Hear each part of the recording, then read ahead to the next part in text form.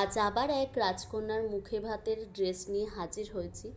মুখে ভাত বা মুখে প্রসাদ অনুষ্ঠান হলো এমন একটি অনুষ্ঠান, এই দিন শিশুর জন্মের পর প্রথম শিশুর মুখে ঈশ্বরের প্রসাদ সাধারণত পায়েস তুলে দেওয়া হয় এবং এই বিশেষ দিনটি প্রত্যেকটা বাঙালি পরিবারে অত্যন্ত গুরুত্ব সহকারে পালন করা হয় এবং এই দিন সেই ছোট্ট সোনাটিকে নতুন পোশাক এবং গয়নাগাটিতে সাজিয়ে তোলে।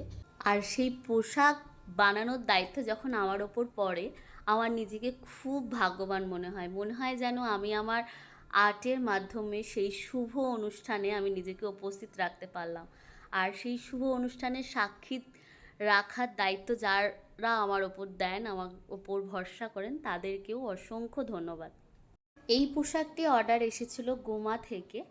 তো পুরো পোশাকটি তোমাদের কীরকম লাগলো জানিও, আর এরকম সুন্দর সুন্দর কাজ দেখার জন্য আমার পেজটাকে ফলো করে পাশে থেকো। টাটা।